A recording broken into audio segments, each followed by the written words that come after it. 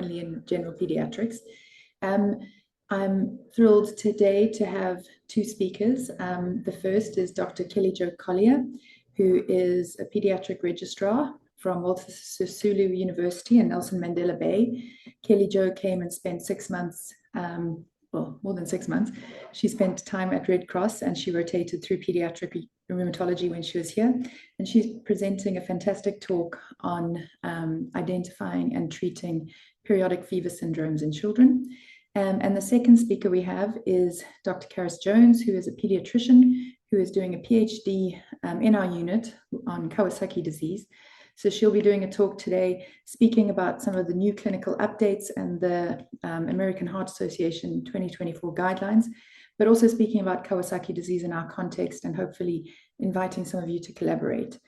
And then I'll be closing out this evening speaking about HLH or MAS, which I'm sure many of you see, what that means, how we can diagnose it, and giving some really practical tips for pediatricians. So without further ado, I'd like to hand over to our first speaker. We'll try and keep our talks to about 15 minutes, so please feel free to be interactive, ask questions, put some questions in the chat, or discuss afterwards where we'll have some time for discussion. Thank you.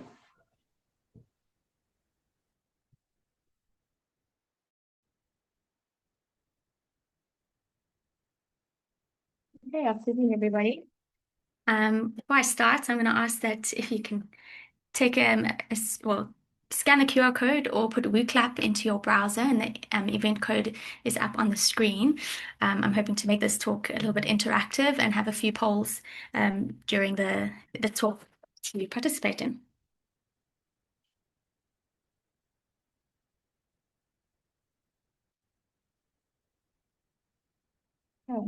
So today I'd like to walk us through a 6.5-year diagnostic journey of solving a puzzle of recurrent fever. So I'd like you to imagine a child who's been admitted to hospital more than 30 times over the course of their life. Each time with a fever, each time treated as infection. Each time improved. Sorry to interrupt. I can't see your slides. Can you just check? Sharing from mine. Says you are sharing screen.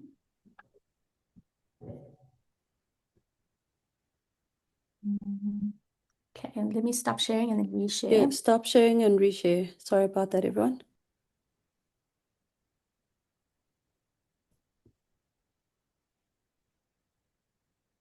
Can you see that? Yeah, there you are. Thank you.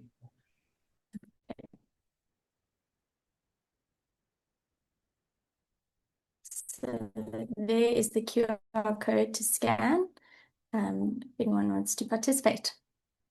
There are a few slides with the QR code on if anyone joins us late. So this is a real-life clinical case entailing the story of a young boy we met at the age of 6.5 years who was admitted to the general pediatric ward at Red Cross Children's Hospital. And what stood out immediately was not just the number of admissions, but the pattern. Recurrent febrile episodes since infancy, extensive investigations, multiple courses of antibiotics with an underwhelming response.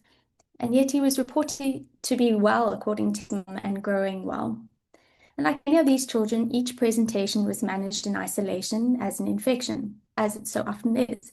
But when we stepped back and had a look at the bigger picture, something didn't quite make sense. And so through this case, I hope to highlight the importance of pattern recognition in recurrent fever, when to think beyond infection, and a practical approach to working these children up. So his story starts like this. From early infancy, this child had recurrent febrile admissions, and at 6 weeks of age, he presented with what was managed as a possible serous bacterial infection and diagnosed with a lower respiratory tract infection, but had a significantly raised C-reactive protein. Over the next few months, he continued to present with what appeared to be entirely typical childhood illnesses: upper respiratory tract infections, acute otitis media, gastroenteritis, dysentery. Each time he required admission, he was treated, improved, and discharged, only to return a few weeks later. Importantly, nothing about these early presentations was particularly unusual. There were no obvious red flags at this stage. This looked like a child experiencing frequent infections in early life, entirely routine for an infant with a developing immune system. But Kelly, his story sorry, your becomes more slides are not complicated. moving. When we looked at his Kelly, records, which is a combination of his Kelly Rota Jo? health card and digital health Kelly records, both Jo, from his admissions at Red Cross Children's Hospital and at other district hospitals. Kelly Jo, your slides are not moving. Yeah, I can hear you. Your slides are not moving. Do you mind stop sharing and reshare again? Let's see what happens. Okay, I've unshared. I'm going to try and reshare again. Okay. And now Maybe turn off your video. I've 'Cause I think maybe done your that. Can you Yes. see my screen now? I'm sharing again. Yes, we can. We see the slide that says, but his story becomes more complex. Maybe also turn off your video, Kelly. And then you can share again.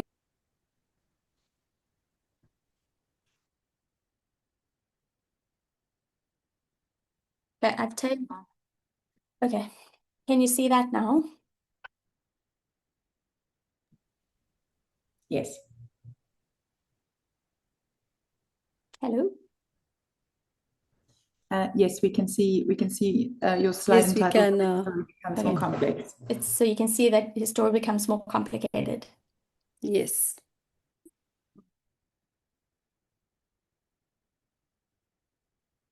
Okay. So when we look back at health records, his health card and his digital health records at Red Cross and at two district hospitals, and not just one admission, but all of them together, of which there were more than 30, a different picture started to form. So displayed on the screen is a summary of his presenting symptoms during each year of his life at numerous presentations. Every episode was associated with fever. There was repeated mucosal involvement, often with oral ulcers or conjunctivitis, upper respiratory tract symptoms, pharyngitis and tonsillitis. There was generalized lymphadenopathy and microcytic anemia that recurred, as well as gastrointestinal symptoms and abdo pain being the most frequent complaint. Each of these presentations, when looked at in isolation, seemed nothing out of the ordinary. So each of these episodes was treated in isolation as infection. Between episodes, he says he's well, and his anthropometry confirmed that he was growing well. Can you see that slide move? No. So this Yes, graph yeah. shows his CRP value across multiple episodes over several years. And what stands out immediately, the CRP, yes, okay. So what stood out immediately was not only were these inflammatory markers strikingly high, often with CRP values well over 100, but this wasn't a once-off finding. They were persistently raised. What we couldn't establish at this point was whether these inflammatory markers ever normalized between episodes because, like most children, they don't present when they are well. And so he was never reviewed and his blood's not repeated. So we have a child with multiple presentations, always with fever. With each presentation, the diagnosis changed, but the pattern didn't. Okay, so we got our first poll. Hopefully my slides have changed and you can see that.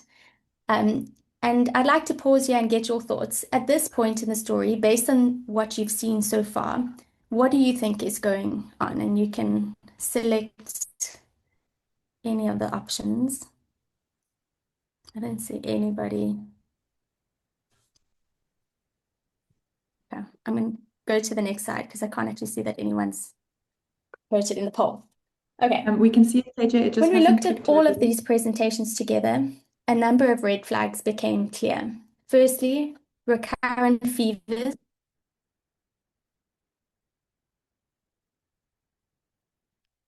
Can you see when it becomes concerning?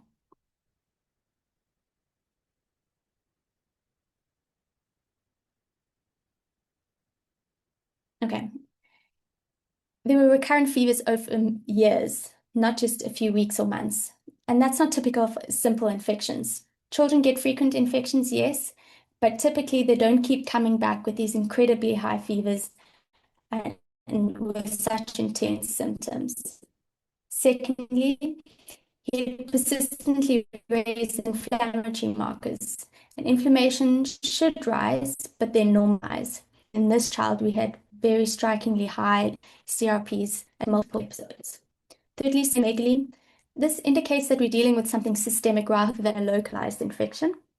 Fourth, the recurrent mucosal involvement.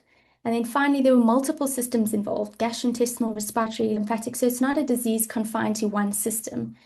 Any of these findings in isolation could be explained away, but together and repeatedly, this pattern becomes very difficult to ignore. And so I just want to have a quick look at the differential diagnoses when looking at children with recurrent fevers. Because once simple infection has been excluded, the differential becomes quite broad and often a challenge to navigate. So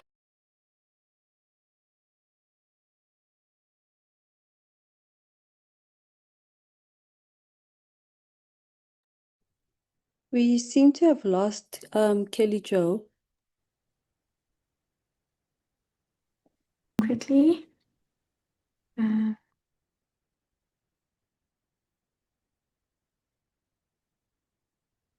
Okay.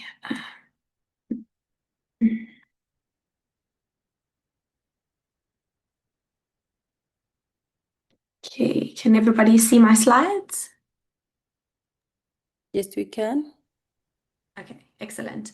Okay, so I'm going to be chatting about Kawasaki disease, and as Prof Webb mentioned, just talking about some of the updates, which are now from December 2024, so that not super new, but just to sort of wrap them up in a nice package for you guys, and then also a call to action, which we will get to. So just a quick recap.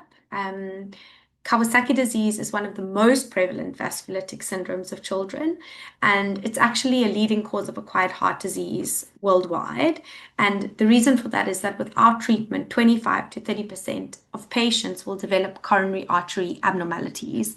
And we still don't know what causes it. We know that there's a very wide sort of interval of incidence. So in the States, there's about 18 to 25 per 100,000 children under 5 years will experience Kawasaki disease, while in Northeast Asia, that number is 10 to 30 times higher. So it actually affects quite a large proportion of the East Asian population. And in South Africa, we don't have data to provide us with incidence rates. What we do know is that despite the perception that it's rare, we don't think that is the case. And that's based on the fact that at Red Cross Hospital in Cape Town, over the last sort of 5.5 years, we've seen around 65 cases of Kawasaki disease. Thanks to Dr. Zainab Karan, who's one of the registrars, who lent me this nice bar graph from her MED. But as you can see, there's some seasonality to what's happening with the cases at Red Cross, and there also seems to be a general-ish trend of increase in the number of cases, which we also know is happening globally. We also have published data to show that children of African ancestry appear to be more disproportionately burdened, so with longer hospital stays and worse trajectories. And so it's really important that Africa and children in Africa and South Africa are represented when we speak about Kawasaki disease. The last graphic is just a picture of the Paediatric Rheumatology Database and Biorepository, where we collect clinical data and biospecimens for our children with Kawasaki disease at Red Cross. So we're going to be talking or breezing through the updates from the American Heart Association, which, as I said, was published in December 2024. Just a quick sort of overview of the changes. So in terms of the diagnosis, it's a clinical diagnosis. There's no pathognomonic biomarker, and the clinical criteria have remained unchanged. What has changed is the duration of fever required to make the diagnosis. And there's also a marked emphasis on diagnosing Kawasaki disease early and identifying high-risk patients for possible therapy intensification early on. So especially to the general pediatricians in the audience and those who are treating children, this is a point where yeah, if you can remember that. So we want to diagnose early and we want to institute treatment early. In terms of imaging and investigations, the AHA just provides some recommendations for when to echo, both in the acute and follow-up stages. And then in terms of treatment, we can sort of think of it as the mainstay of treatment, with a consideration for primary therapy intensification, what to do in patients who have IVIG resistance, which we'll touch on briefly, and then as well as sort of long-term management of complications. So the clinical diagnosis, hopefully most of you will know those 5 big landmark signs. But as I said, the duration of fever has changed, so that now instead of 5 days, it's sufficient if there have been 4 days of fever. And in fact, the AHA even mentions 3 days for experienced clinicians. We know that in our setting, children often only present at that point, but what's important is to make the diagnosis and instigate treatment within 10 days of fever onset, because that is associated with a lower risk of coronary artery dilatation and aneurysms. So, sorry, just that was, of course, the criteria and duration for complete Kawasaki disease. There's also this entity of incomplete Kawasaki disease, which is basically prolonged unexplained fever as well as 2 to 3 out of 5 of the clinical criteria, or infants with unexplained fevers for 7 days and compatible laboratory or echocardiographic findings, which you can see there below. And so that is the entity of incomplete KD, I think, which is diagnosed even less frequently than complete KD, but which you should be on the lookout for. In terms of investigations, we know that echo is the primary non-invasive imaging method for assessing coronary artery changes and dimensions. And what is important here is that obtaining an echo should not delay initiation of therapy. So it is not required for the diagnosis. We all work in different settings, some of us with more or less access to echoes, and you don't need an echo to diagnose Kawasaki, and you don't need an echo to motivate for IVIG. And importantly, an echo, particularly an echo early on with normal results, does not exclude Kawasaki disease. So just to remember, even if you can't get an echo, do an ECG. If you can do an ECG, that would be looking for acute ischemic changes, which would only be present if there was some coronary dysfunction, or mitral regurg or left strain. But so you can do an ECG if you can, but don't delay treatment to get an echo. In terms of the laboratory testing, from the AHA's point of view, their recommended laboratory testing is largely in the context of incomplete KD. So to be able to build those laboratory criteria that would help you establish that diagnosis. And in our setting, it's obviously going to be incumbent on resources, and we will talk a little bit to that a bit later. But in short, the investigations that you see on the screen is what's recommended by the AHA as a sort of minimum. We spoke about this high-risk patient and identifying them early. So as we improve our knowledge of Kawasaki disease, and as more and more pediatricians are and people treating children are diagnosing it, we now need to sort of elevate our care and not only identify children with Kawasaki disease, but earmark those that are considered high risk. And this entity of high risk basically applies to patients at increased risk of either coronary artery abnormalities or of being resistant to IVIG, which is an entity that we do see. I've popped a definition there, but essentially IVIG resistance would refer to those children who, even after they've had their initial IVIG infusion, still have persistent or returning fever greater than or equal to 36 hours after completion of that first infusion. In terms of stratifying risk in these patients, multiple scores have been developed over time, most of which are based or have been based on Japanese populations, and unfortunately they don't perform well in non-Asian populations. So the Kobayashi score there in the center is probably one of the most commonly used ones, but recently, sorry, bit of water. The AHA published on North American guidelines. So that was Son et al., who developed this coronary artery aneurysm risk score. But as I mentioned, this entity of high risk speaks to coronary artery abnormalities and IVIG resistance, and there's a lot of overlap between the two in terms of what variables are used to score these children. So this SON score, which is displayed on the screen, was quite effective in their population. And you can see the variables it includes. And basically what the AHA did is they looked at all of these various scores, and they said that the only two criteria that are repeatedly associated with high risk in multiple racial and ethnic groups and with substantial data to sort of back them up are the age, and that would be under less than or equal to 6 months of age, and then initial coronary artery Z scores in the left anterior descending or right coronary artery on the baseline echo. And so that is what they've used as their high risk criteria.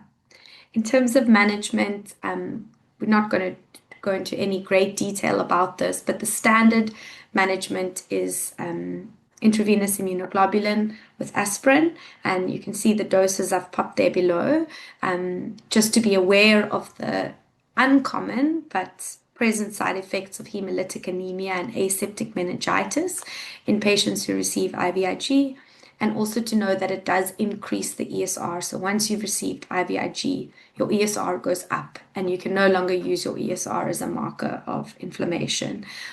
The AHA guideline is to defer live vaccines for 11 months post IVIG, and we'll chat a bit more about that because that's not necessarily appropriate in our context, in our setting. In terms of aspirin, there's ongoing clinical trials because it's suspected that very high dose and moderate dose aspirin are probably equally effective, and some people think that even moderate and low dose aspirin are equally effective. So for the time being, it's moderate dose, where before it was high dose, and then for the first 48 to 72 hours, and thereafter low dose aspirin. In terms of this intensification of primary therapy for high risk patients, the AHA offers a number of options. Locally, that would mostly be corticosteroids, using corticosteroids. And in the case of IVIG resistance, you would need to have tried corticosteroids before giving a second IVIG. But again, this could be discussed with senior clinicians in case you need to move on to any of the less sort of standard drugs. In terms of outcomes, the proximal LAD and the proximal RCA are the most frequent locations, with the posterior descending artery being the least common. It's important, it's not new to the 2024 guidelines, but we are using Z scores, which require accurate height and weight measurements of the children. There are multiple Z score systems, which unfortunately mean that a lot of data can't be compared. There's no standard system established, so there's a lot of variability across studies. And in using a Z score, any small error in measurement can translate of the actual diameter can translate into quite a significant difference in the Z score and change classification, especially in young patients. So I'm not sure if there are any cardiologists or budding cardiologists or general pediatricians or others who do echoes, but just to be aware of the fact that we use Z scores and that accuracy is extremely important in categorizing patients. And then we've just got some guidelines, well, not we, the AHA has given us guidelines in terms of when to follow up patients and when to re-echo them. And so I think what's quite nice is to follow the first column. So with no coronary artery involvement during hospitalization, a repeat echo is recommended within 1 to 2 weeks of discharge. Obviously, that's quite place quite a demand on the system, but the reason for this is that a small number of patients will develop coronary artery enlargement within a week or two after discharge. But what the AHA has said is that if it's normal at 1 to 2 weeks post-discharge, almost 100% will also have a normal echo at 4 to 6 weeks. And therefore, they likely do not need long-term cardiac follow-up. So, yeah, I'm going to get to some of our consolidation of the guidelines. But basically, if we're able to repeat an echo within the first 4 to 6 weeks after discharge, then it's likely, if there are no changes, that we can discharge patients and don't need to follow them up any further. So I've been trying to get to this for most of the talk because obviously there are the AHA 2024 guidelines. And as we've mentioned, we're all practicing in different settings and environments, and we don't necessarily have the resources or the knowledge or the advocacy to be practicing exactly what the AHA has recommended. So at Red Cross, in collaboration with experts at Tygerberg Hospital and Stellenbosch University, we had a forum discussing the updated guidelines, and we basically consolidated and somewhat simplified them into a 3-page succinct diagnosis and management guideline. Obviously bearing in mind that we all practice differently, and we'd be very keen to hear your feedback on these guidelines. I can see that it's not projecting that well, but it's okay because we're not going to go over them in detail. What I do want to draw your attention to is this high risk, or this entity of high risk patients. You can see that our variables are quite inclusive and quite broad, and this again is based on multiple different scores and multiple different markers of severity that we sort of all put together as a team. It's not based on any big study or anything. You can see we've made a little guideline to what investigations you should do, and also importantly to not delay diagnosis and treatment awaiting an echo. And then you can see at the bottom that the Paediatric Heart Network nomogram scores are what, at least in our setting in the Western Cape, that's what's recommended by our cardiologists. And so for standardization of care and potential research, we all want to be using the same nomograms. This is our specific management, and you can see it's quite a lot smaller or more condensed than what the AHA has offered, and predominantly mentioning methylprednisolone or corticosteroids as initial therapy intensification, with the caveat to discuss with senior colleagues if alternative therapeutic agents are required. And then a guideline on follow-up. And you can see on the third point, we felt that deferring live vaccines for 3 months after IVIG administration, which is based on the half-life of IVIG, and that if live vaccines are given during the sort of 11 to 12-month period, that this is recorded in the Road to Health book with the recommendation for an additional booster to be given 6 months after the vaccine. And then along with the guidelines, we also developed this Kawasaki disease parent fact sheet, just to help make the information and understanding what's going on in this quite difficult to explain disease accessible to parents, and for us to be able to share and engage with our parents. I'm going to be putting QR codes on the screen now. I hope everyone can see them. These are, you can scan them if you would like and access the guidelines document as well as the patient and parent information sheet.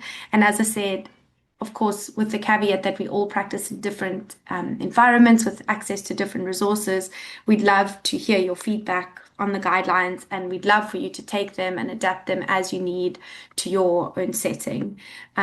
With that, I'm going to be closing off soon. I would just like to introduce you all to this very exciting project that is part of a grant that we were awarded as a research group, an ILAR grant, and that is also hopefully going to be part of my PhD.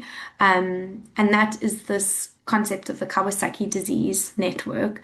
We're working to get this set up as a SAPA recognized entity.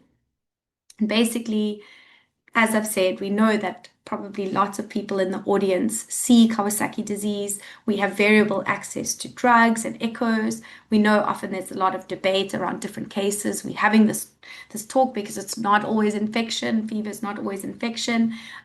We also know that across the country, there are very many different specialties that take care of Kawasaki disease. So in some hospitals, it might be the ID guys who take the lead. In others, it's rheum. In others, cardiology. But most often, it's general pediatricians. And so we would like to appeal to anyone who has an interest in recording cases, diagnosing cases, in different therapies for cases. We would like to set up this forum.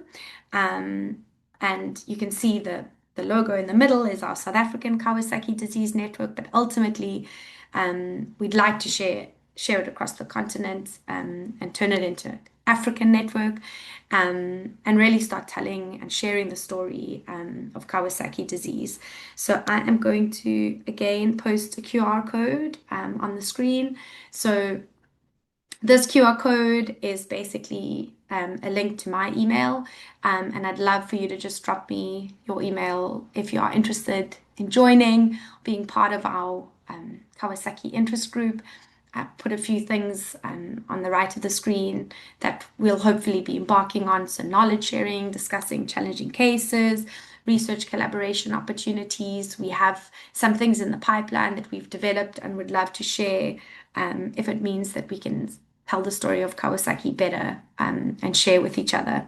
So I'm going to close off with advertising, if I may, our first inaugural webinar, which will be held on the 20th of May between 4 and 5.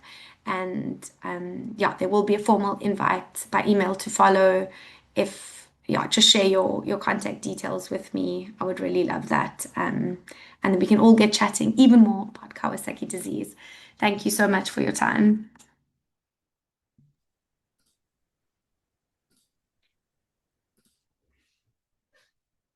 Great. Thank you very much, Caris. Thank you for a good overview of the latest guidelines and some of the work that we've been doing, putting those together in something that's a bit usable so we can all do better with Kawasaki disease. Please raise hands if you do have any questions. But Caris, there's a question in the Q&A. Would you like, I'll read it to you from Susan Klugman. Aside from Kawasaki disease and measles, what are some of the other infectious causes of peeling hands and feet in children? Interesting question. So the peeling is actually quite specific in terms of diseases that can, manifest on the feet and hands. Most of the viral exanthems can have lesions on the hands and feet. Coxsackie virus, hand, foot, and mouth disease often has lesions on the hands and feet. We know measles does. We know that syphilis can. The peeling, which is we see quite specifically on the extremities, sometimes in the nappy area. That is quite specific for Kawasaki disease, but it's in our experience, that's quite a late sign. So that tends to happen in sort of the subacute phase. And so either it's often missed or, it's not necessarily helpful in diagnosis. But yeah, I don't know hope that answers your question. Having a rash on the hands and feet per se is not sort of exclusive to Kawasaki, but the extremity changes, and sometimes there's no rash, but there's swelling or erythema, and then of course the extremity change, the peeling later, that's more specific to Kawasaki. Great, thank you. I think I'll add to that sometimes these kids, because they're small, we don't get them to walk. So they can be highly irritable. And I think we underestimate the involvement of the hands and the feet. And they can be quite painful. So always look for that puffiness and swelling. But remember, the peeling is mostly in the post-acute phase. So they may have had 4, 5 days, 7 days of fever, which then resolves and then their hands peel off. So if that happens, think about, have I missed Kawasaki? Kawasaki will get better by itself, but we give the treatment to prevent coronary artery aneurysms. So in that case, I would perhaps even investigate a child for coronary artery aneurysms. So it can be very gratifying if one is worrying about Kawasaki. You give IVIG and then you get the peeling. but it's not something we find in the acute phase, and we shouldn't wait for peeling to have to diagnose Kawasaki. Remember, in our context as well, BCG reactivation and sometimes peeling around the BCG can be quite specific to Kawasaki. And then, Caris, I'll take the next one if that's okay. MIC can mimic Kawasaki's. How does a clinician differentiate the two clinically?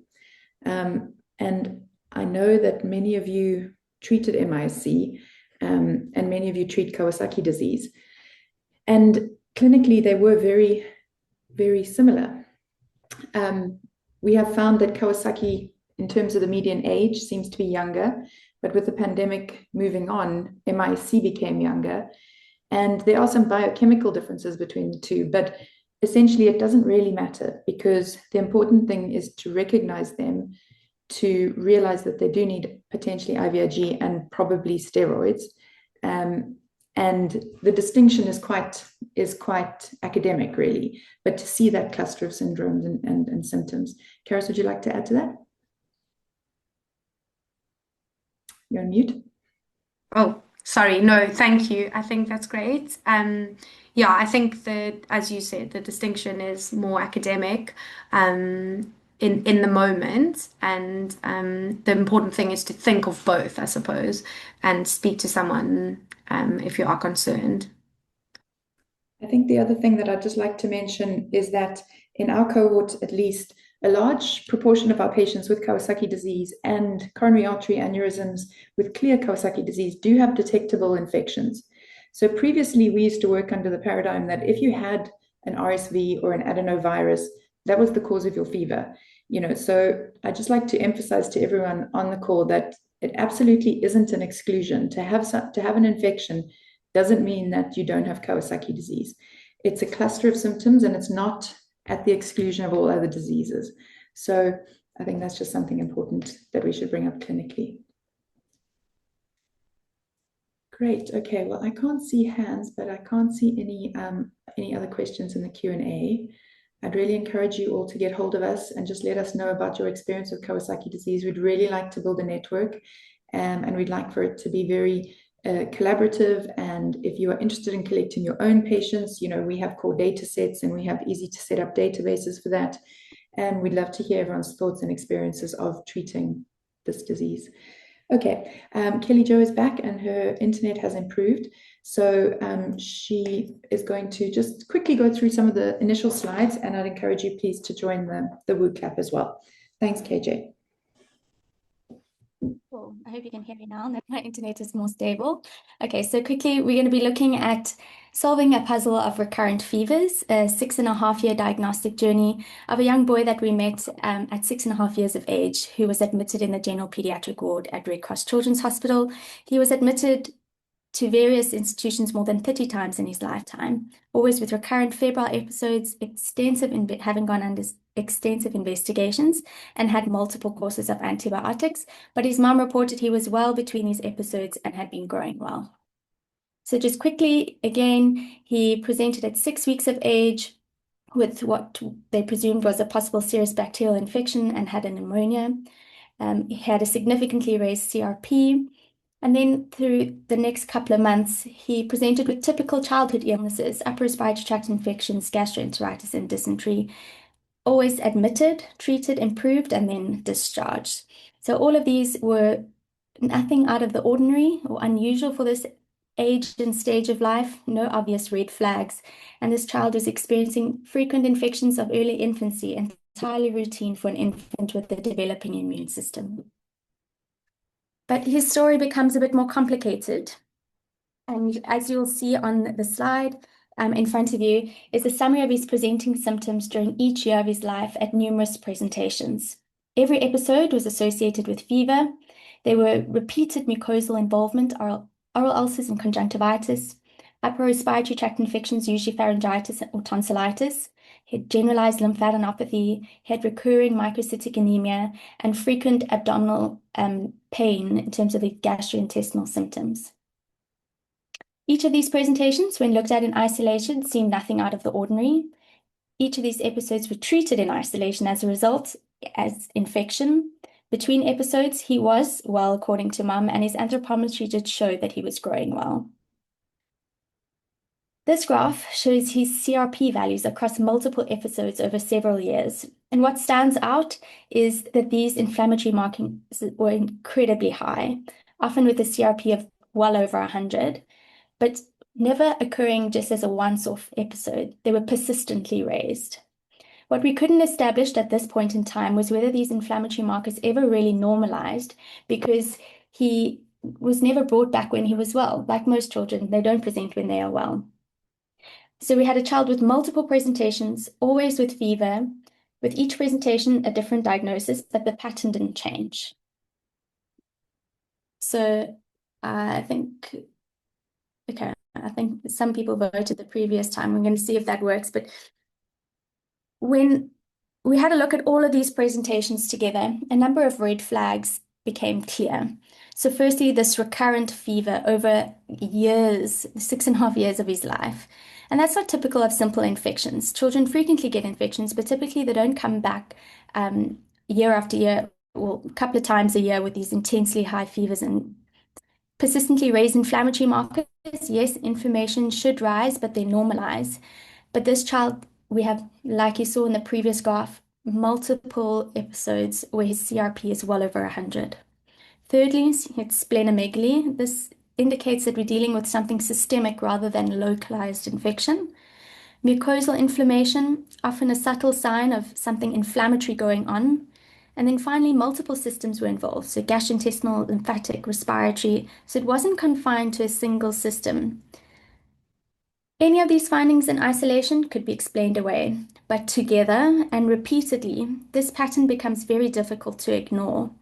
And with this realization, we had to ask ourselves if we were dealing with infection or if we were missing something fundamentally different. And so I just want to have a look quickly at differential diagnoses when dealing with recurrent fever with children. So obviously we can't ignore infections because it is one of the most common presenting symptoms and causes for fever, but it could be acute or chronic. It could be partially treated infections. It could be viral, bacterial, or parasitic. Then immunodeficiency is another one. So whether it be primary or secondary, they usually present with unusual frequent infections or atypical and opportunistic organisms. Malignancy, something we cannot afford to miss. So recurrent fever with other associated features like lymphadenopathy, splenomegaly, and constitutional symptoms. Then rheumatological conditions. So autoimmune and autoinflammatory conditions we need to be aware of, periodic fever, systemic JIA, SLE being common causes. And then other systems, so GIT, your Crohn's and ulcerative colitis can present with grumbling low-grade fevers that recur. And then endocrine, also another system to remember. And then drug-related and infectious fever is something also to consider. Okay. So the next poll that I'd like you to plug in anything that you think appropriate. But coming back to our patient, with everything we've discussed so far, these recurrent fevers, the systemic inflammation, and these red flags, what would be your next step in managing this child? And you can literally just type in any word or phrase that you'd like to. I don't think this is working. Okay, I'm going to go on. So working through the differential diagnosis, now this is back to our patient. So our focus quite appropriately shifted to excluding serious alternative diagnoses. So TB, given our setting, was one that was considered early. He underwent multiple evaluations, including sputum, imaging. He even had a quantiferon, which was negative, and all of his recurrent sputum that was sent away was negative. Chronic viral infection was explored in depth, and interestingly, he had a persistent EBV viremia with viral loads above log 3 on multiple episodes. EBV was detected on gastrointestinal biopsies as well as in his CSF, and so understandably for a long time, it was thought that EBV explained a lot of his clinical picture, but it couldn't account for the recurrent multi-system inflammation. Malignancy was a real concern given the lymphadenopathy, the splenomegaly, and recurrent fevers. He had a lymph node biopsy as well as a bone marrow, and that excluded lymphoproliferative disease, granulomatous disease, and infection. Immunodeficiency, given his frequent presentations with presumed infection. So his blood cultures were always negative. His respiratory viral panels negative. Immunological workup normal, and had good vaccine response. And then lastly, gastrointestinal. He did have occasional occult blood that was positive and a single calprotectin that was raised, and the rest were the normal parameters. But ultimately, endoscopy showed only mild chronic inflammation, and he never fulfilled the full criteria for inflammatory bowel disease or celiac disease. So each of these diagnoses was plausible, each investigation was justified, but each pathway addressed only part of the story, none explaining the whole picture. So up to now, we have recognized the pattern of recurrent fevers with specific signs and symptoms, identified red flags, and we've reasonably excluded serious alternative diagnoses.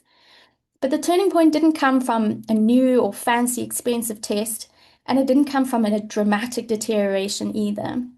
It came when we stopped chasing individual episodes and started asking different questions. We stopped asking, what infection is this? And started asking, why does this keep happening? And from that, we managed to get some answers. This child did well at that admission to be discharged home with a plan to return in a few weeks, and we were really hoping he would be well enough at that time on his return. His mom was given a fever diary at discharge to log febrile episodes, symptoms, and duration. And he also got given a single trial dose of prednisone to take home with instruction to mom to give as soon as the febrile episode started and to monitor his fever, symptoms, and duration in response. And to our delight, for the first time, a few weeks later, this child was brought back when he was well. And so the CRP was done, and for the first time, we had a normal CRP level.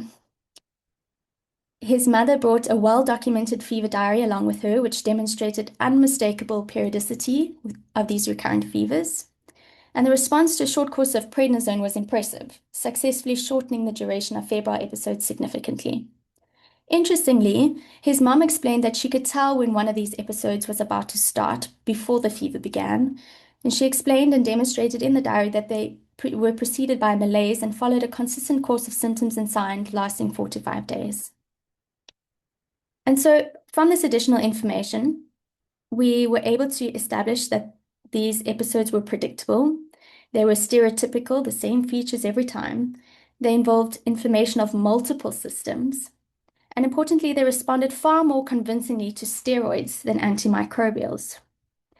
And so we realized we were actually dealing with autoinflammation. And this is what led us into the world of periodic fever syndrome. So once the problem was reframed as autoinflammation, and periodic fever was the most unifying diagnosis for all of the symptoms. I'm going to speak a bit more about that in our following slides, but just to note for this patient, we were fortunate enough to have the opportunity through Prof Webb and the rheumatology lab to do genetic testing and ultimately confirmed a novel variant of mevalonate kinase deficiency. And MKD explained what none of the earlier diagnoses could. This recurrent fever, prominent mucosal and gastrointestinal involvement, extreme inflammatory responses, and a striking steroid response. It's a rare diagnosis, but what's important is not the rarity of MKD, but rather the process that got us there. So, periodic fever syndrome is part of a broader group of conditions, now known as systemic autoinflammatory diseases, or SAIDs. Periodic fever is defined as 3 or more episodes of fever within 6 months and a minimum of 7 days between episodes, with no defined medical illness explaining the fever. It's characterized by recurrent episodes of unexplained fever, often in a predictable or patterned manner. It's associated with localized or systemic inflammation and can involve multiple organ systems. There's raised acute phase reactants, and importantly, these children are typically well between episodes. And this pattern of interval wellness is what distinguishes it from infection and malignancy. The key to understanding these conditions lies in the pathophysiology. So systemic autoinflammatory diseases are a group of disorders characterized by recurrent episodes of inflammation that occur in the absence of infection autoantibodies or antigen-specific immune responses. And unlike autoimmune diseases, which are driven by the adaptive immune system, SAIDs arise from dysregulation of the innate immune system. This leads to an inappropriate activation of inflammatory pathways, most notably involving the interleukin-1, and results in this recurrent, often stereotypical episodes of fever and systemic inflammation. So once we understand that, then we can begin to classify these conditions. And so this slide just speaks into that. So they can be divided, well, they are divided into two groups. So your non-hereditary and then your monogenic hereditary group. Your non-hereditary group, it's the commonest of the two, and PFAPA is the commonest within this group. It's generally benign, mild, and self-limiting. Children are well between episodes and grow well, and they often show a dramatic response to a short course of steroids. In terms of the monogenic hereditary group, it's caused by genetic defects in innate immune pathways, often involving dysregulation of IL-1, and this causes ongoing inflammation and is generally a lot more severe than your PFAPA. They present a lot earlier, there's predictable attacks, and importantly, they're at risk for complications such as amyloidosis. And this is why, if it's unrecognized and untreated, they go on to develop complications. So examples of this are your FMF, TRAPS, MKD, and CAPS. So an approach to making a diagnosis of SAIDs. So most important tools are not advanced tests, but a structured history, careful examination, and thoughtful investigations. So our history is crucial and can often be where we already start to consider SAIDs as the main diagnosis that could be underlying this fever. So it's important to look at the pattern of the fever, its duration, intervals between these fevers, the triggers. It can be infection, could be stress, sometimes even vaccines. And then what are the associated symptoms and the different systems that are presented around the time of these fevers. It's also important to ask about these episodes of wellness, how long they last for, and then to establish a bigger picture, not just isolated events where this child may be presenting to you at a point in time. Examination, full examination, trying to establish multiple system involvement. And then in terms of investigation, is really guided by clinical suspicion and the findings are there to narrow down the differentials and exclude other important differential diagnoses, which we went through earlier.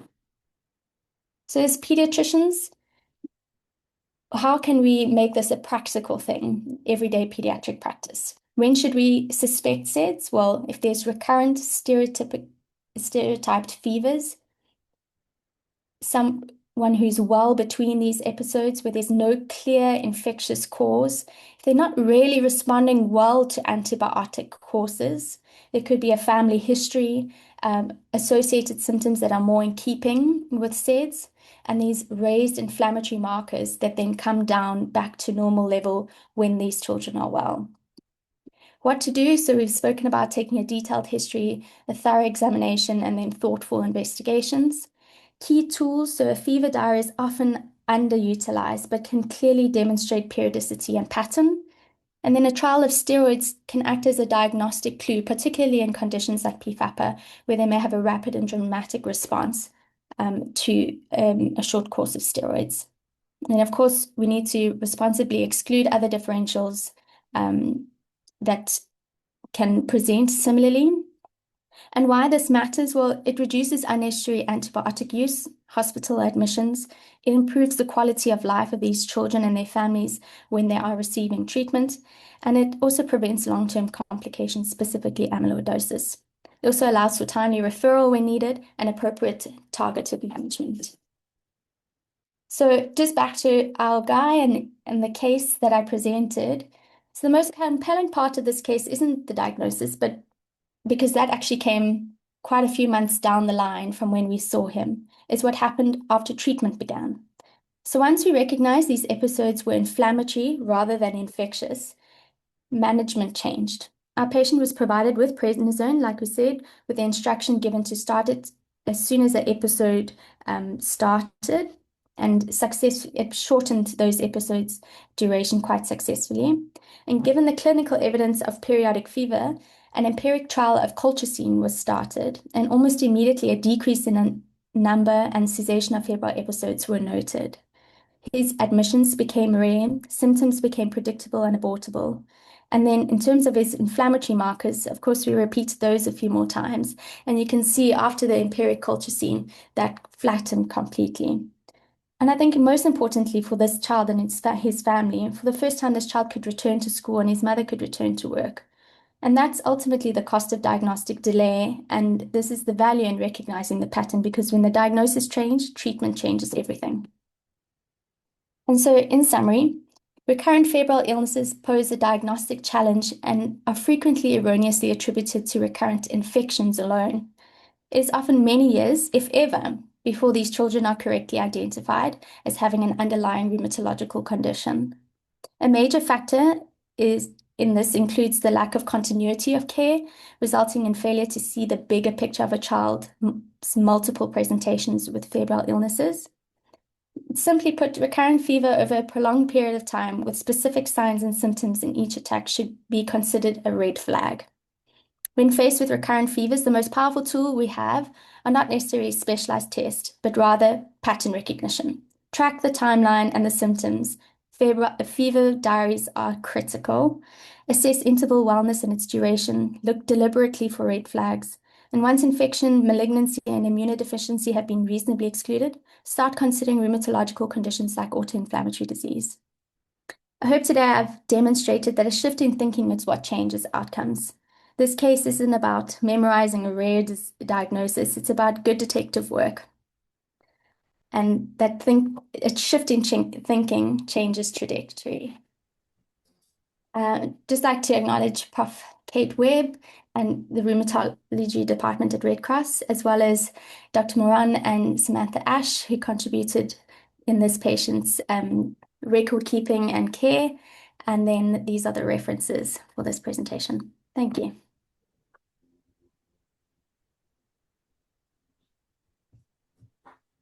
Thank you very much, Kelly Jo. That was a fantastic case. And I think that really highlights, this child had been admitted multiple times and by that age had never had a normal CRP. So we were completely flummoxed by how you could be 6 years old and have had a CRP of 200 your whole life and have grown and be able to go to school. So when you see something like that, that I think is what should trigger the further investigation, where we don't always find the cause, but when we do, it can be super satisfying. And as Kelly Jo said, we were lucky to find the gene in this case, but by that stage, he had already shown that he was responsive to prednisone and responding to colchicine, which are both readily available and quite cheap medications. So I think the real paradigm comes with us thinking about how to shift this.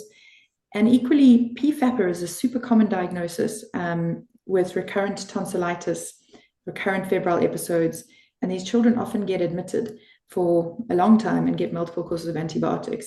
And I'm pretty sure that we miss a lot of these cases. So I'm just looking at the Q&A. If there are any questions, put them in there. I'd be really interested as well in the Q&A if anyone is seeing these patients and has experience of these patients, if they could comment on it in there. Were there any other questions?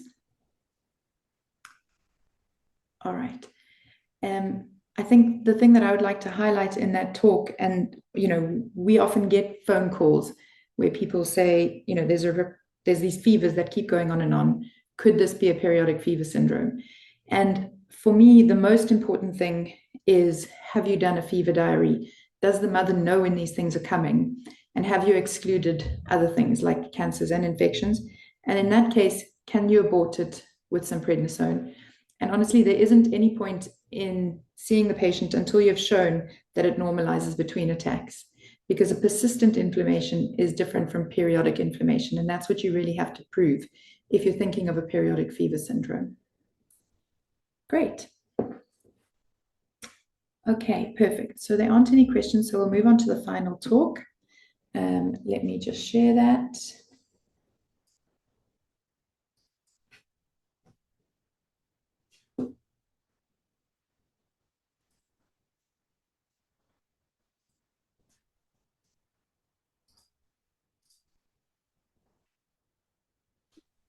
Prof Kate, while you're sharing your talk, there's a question in the Q&A. It says, what is the role of a tonsillectomy? I'm assuming, this isn't the case that you just spoke of. Thanks, Mark. Yes, I see that. So with PFAPA specifically, tonsillectomy may be curative, but not always. So it's important to realize cases that may be PFAPA and offer tonsillectomy, and you may have a lower threshold for doing so. But you may also be able to avoid tonsillectomy if you diagnose, essentially. So yeah, basically, I think a lot of these patients do have recurrent tonsillitis fevers, get a tonsillectomy, and sometimes that resolves the issue and sometimes it doesn't. But it's important to try for the diagnosis. Thank you. Okay. Lindley, can I just confirm that those slides are showing? Yes, they are. Cool. All right. So when we were thinking about this talk and thinking about fevers, we were thinking about some of the things that seem to happen quite commonly with us. We get a lot of calls for periodic fever syndromes. We treat a lot of Kawasaki disease and other vasculitides like MIC, and I've worked with many of you in this audience on MIC previously. But one of the things that have become more and more prevalent, I think with better awareness, at least in our setting, is this issue of a fever and a high ferritin. And I'd also be really interested to see how this looks in the rest of the country. This quote says, you're either the best in a specialist position, or you have to be the best in 2 or 3 other positions on a combined average, which seems to apply really nicely to medical people. And I think the majority of us are not the best in a specialist position, but do have to wear many hats and be many different kinds of people. And I know that many of you in this audience have to be your local rheumatologists, and this can be daunting. So I hope that this helps a little bit to demystify some of these diseases. And this wasn't actually said by a medical person. This is said by Russi. So I'd like to speak about a few cases. The first is an 11-year-old girl. All of these cases we've treated in the last 6 months at Red Cross. She's from Zimbabwe. She's got no significant travel history. She's got no sickle cell in her family. And she had this rash that she'd had for 7 days, with 2 weeks, with leg pain. This is a little joint man that we draw to highlight some of that the very good medical officer drew in the notes to highlight the arthritis that she had. She had quite a symmetrical, severe polyarthritis with a rash, lymphadenopathy, high fevers, high inflammatory markers, a low HB, and a high ferritin. She had an extensive workup, which included sputum, chest x-ray looking for TB, echoes, and she had a bone marrow because we couldn't exclude malignancy. And on the bone marrow, it was reported to have hemophagocytosis with lymphocytic infiltration. So hemophagocytosis, in my very basic knowledge, is when you have a macrophage, but in that macrophage, what they've done is they've started to phagocytose other hematological cells, or hemophagocytosis. They're eating up other cells. And the way we know this is this macrophage is full of the purple nuclei of other cells, showing that it's basically cannibalizing all the other cells in the bone marrow. So this child, in light of having arthritis, fever, rash, systemic inflammation, and evidence of macrophage activation, or HLH, was diagnosed as a probable systemic JIA, or a Still's disease, with macrophage activation. She was given a steroid pulse, a trial of methotrexate, and ultimately, which she failed, and she was started on tocilizumab, or an IL-6 inhibitor.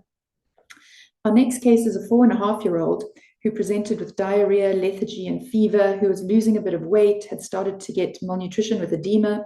He had a TB contact, and this was a rifampicin sensitive TB. This child was unwell, had a positive MAN2, and he was started on ceftriaxone and TB therapy.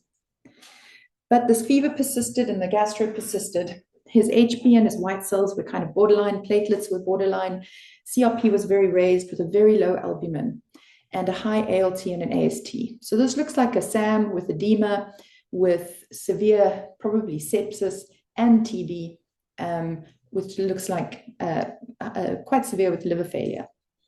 So this child was assessed as having liver failure, which was thought to be perhaps due to the TB therapy, was switched to the intensive liver-friendly TB regime, was given NAC infusion, had an abdo ultrasound, which showed multiple lymph nodes, but a liver that looked okay, The ammonia was normal, the hepatitis screen was normal, EBV and CMV were all negative. And this kid became progressively more encephalopathic, an abnormal CT scan, which showed sinus venous thrombosis, and was actually discussed with ICU, but because of the malnutrition, TB, edema, and severity of the liver disease, they were not for ICU admission and were referred to palliative care. But in this workup somewhere, there was a ferritin that was 2,500. And a very astute registrar gave me a call and said, could this be MAS? So with really nothing to lose here, in light of multiple infections, we cautiously gave this child 2 milligrams per kilogram of IV methylprednisolone, and we gave 3 doses. And there really was a remarkable effect. 4 days later, the INR, ALT, and AST had almost completely normalized, with the platelets improving from 120 to 570 and the CRP dropping significantly. So this child was given oral prednisolone and actually was able to be reintroduced onto normal TB therapy, which was completed. The child gained weight, the chest X-ray was normal, and they were discharged.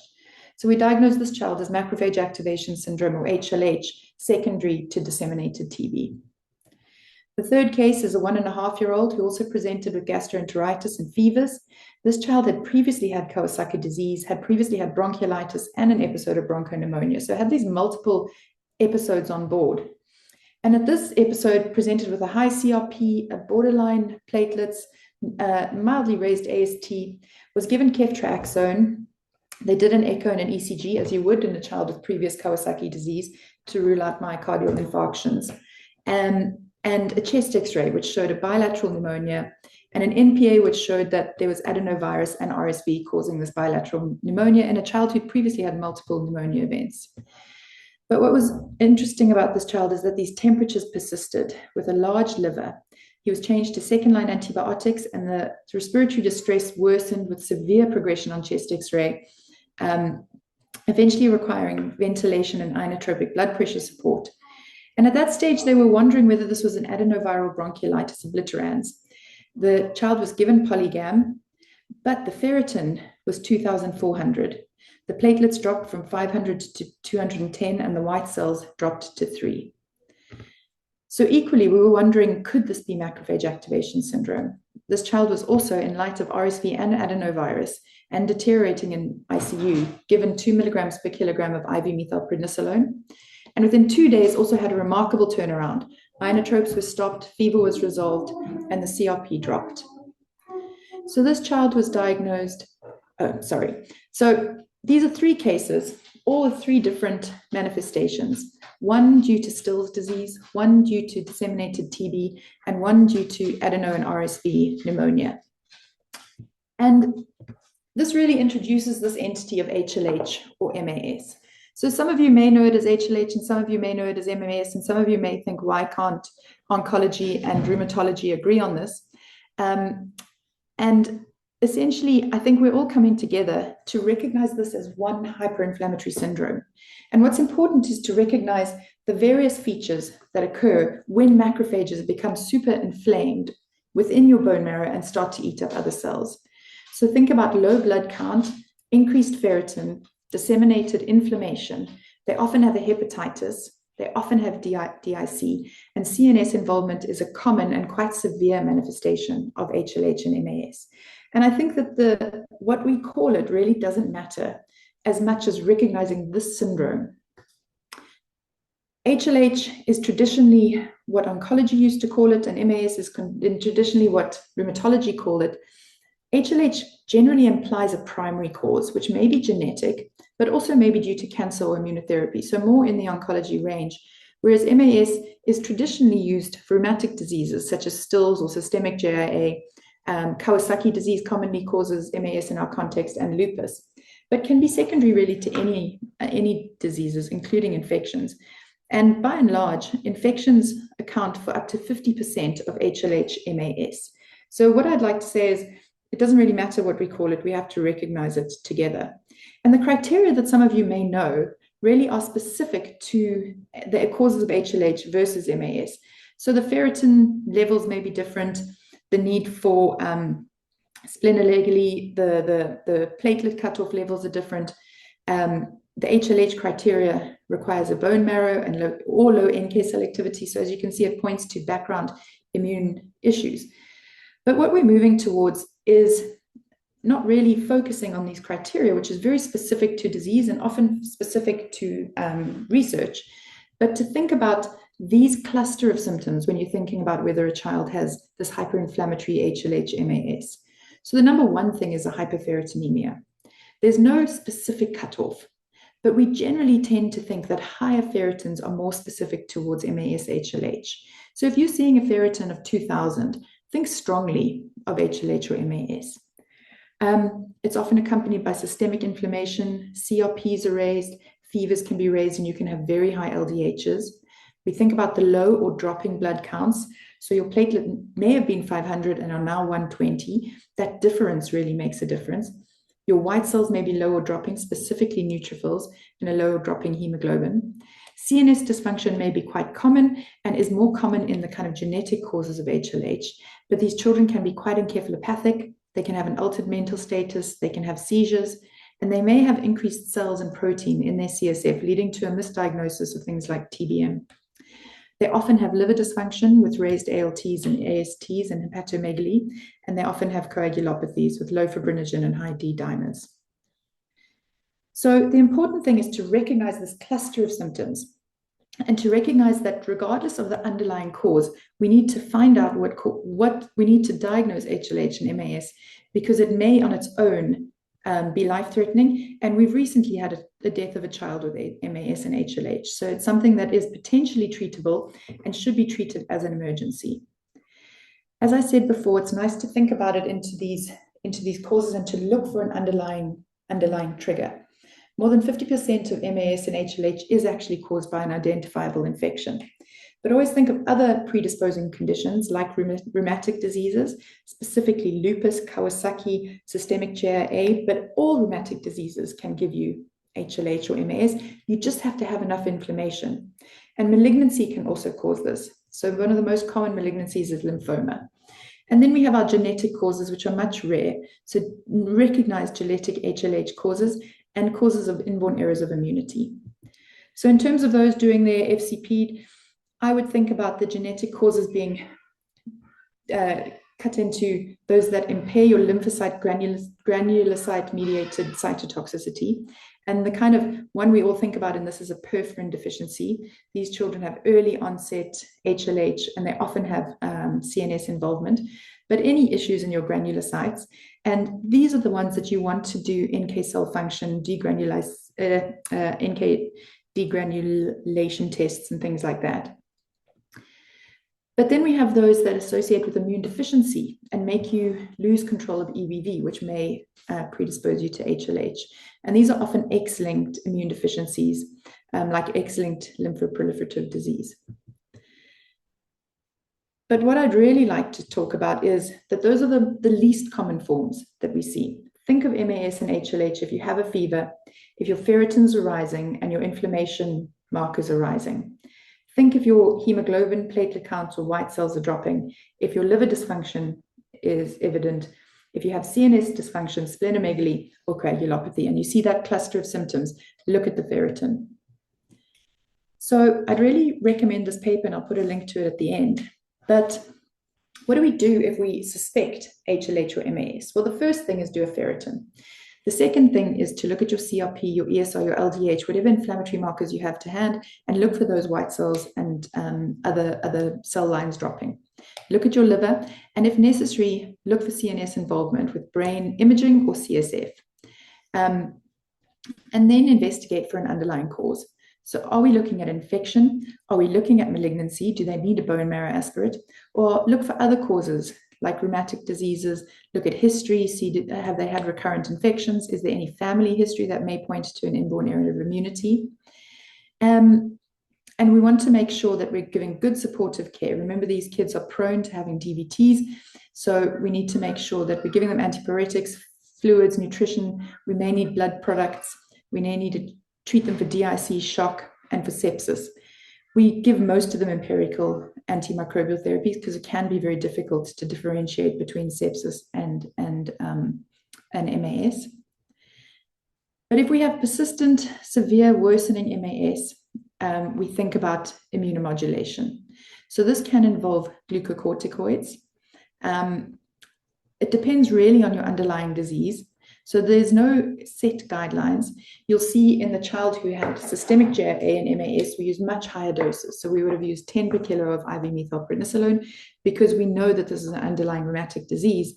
But in a child with adenovirus who's being ventilated in ICU with high CRPs, it can be quite hairy to give very high doses of IV corticosteroids. So generally, we tend to give lower doses. So we give 2 milligrams per kilogram. The guidelines speak about anakinra, which is an IL-1 inhibitor that is available in South Africa. We tend to give tocilizumab because it's available at our hospital, and this became quite widespread available with COVID. But to be honest, the majority of these patients, we do have anakinra available, and the cost of anakinra versus tocilizumab as a one-off is actually not that expensive.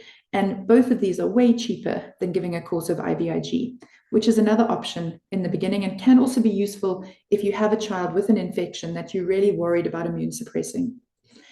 And then we want to reassess and think about what is the underlying etiology here. Do we have EBV? Do we have lupus? Is this a primary HLH? Have we ruled out cancer?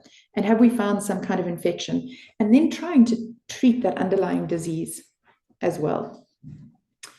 So really, I think for us to keep the main thing, to remember that it may not just be the disease you're treating, but to think about MAS and to treat MAS as a disease entity on itself that may cause this patient to be very sick and even maybe fatal if not recognized and treated.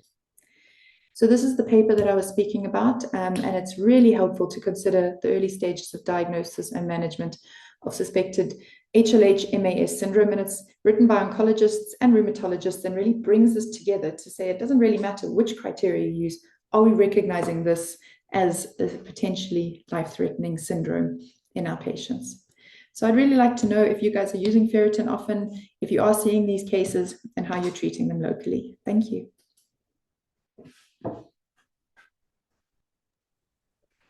Thank you, Prof. That was a very insightful talk, and thank you to all our speaker, Caris and Kelly Jo. We really appreciate it. I have put a link on the chat for people who want the article. We don't really have questions at this point, and if anyone has questions, we'll just take 5 minutes and we'll finish at 18:25 if anyone has questions. But I think we've answered all the other questions that we've had so far. Yeah, so if no one has any questions, I'd like to say thank you all for joining us for this talk. In the chat are the PDF files that Caris was talking about, if you want to access them. And there's the link to the article that Prof Kate was talking about at the end, if you want to have access to it and have a read at it. We really appreciate you guys doing this and having this talk with us. It's been very insightful, and I'm hoping that we all will now realize that fever is not just fever, and that we should look more into it and find out more about the underlying cause. So thank you very much, everyone. Thank you. Bye. Thank you.